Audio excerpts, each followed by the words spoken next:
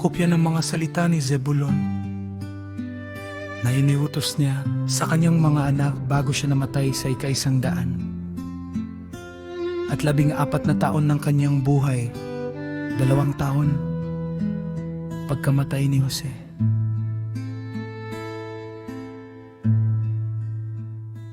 At sinabi niya sa kanila, "Dinggin ninyo ako, o kayong mga anak ni Zebulon, pagkatandaan ninyo ang mga salita ng inyong ama.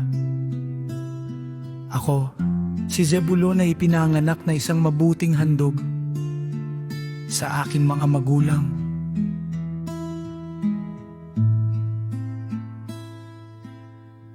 Sapagkat nang ako'y panganak, ang aking ama ay lumago ng lubhang-lubha sa mga kawan at bakahan, nang siya'y magkaroon ng bahagi sa pamamagitan ng mga batong may guhit. Wala akong kamalayan na ako'y nagkasala sa lahat ng aking mga araw, maliban sa pag-iisip. Niwala rin akong naaalaalang gumawa ng anumang kasamaan, maliban sa kasalanan ng kamangmangan na aking nagawa laban kay Jose. Sa pagnak ako'y nakipagkasundo sa aking mga kapatid na hindi sasabihin sa aking ama ang nangyari.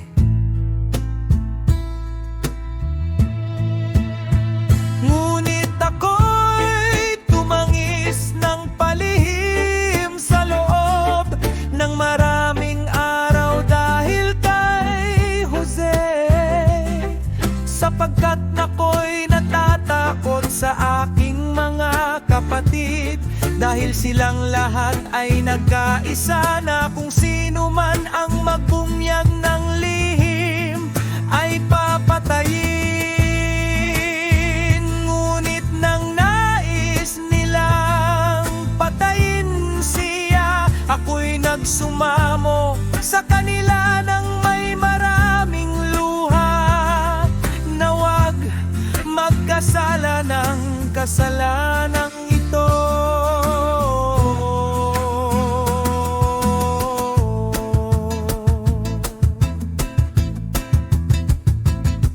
Sapagkat sina Simeon at Gad ay lumabang kay Jose upang siya'y patayin, at sinabi niya sa kanila ng may luha,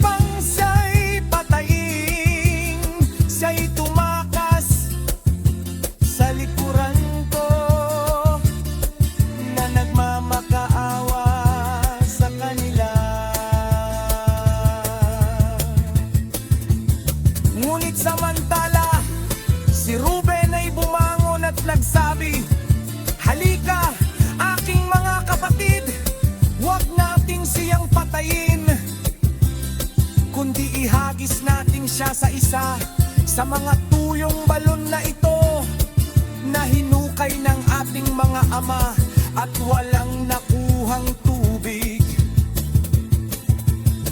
Sapagkat dahil dito ipinagbawal ng alaya na umakyat ang tubig sa mga iyon, upang si Jose ay maligtas.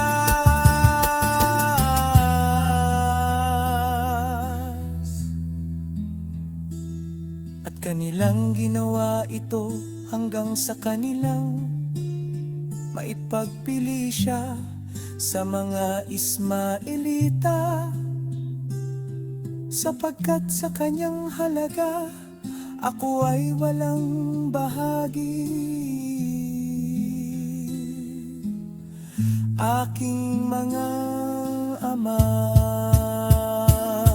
ngunit sina Simeon at Gad at ang anim pang iba sa ating mga kapatid ay kinuha ang halaga ni Jose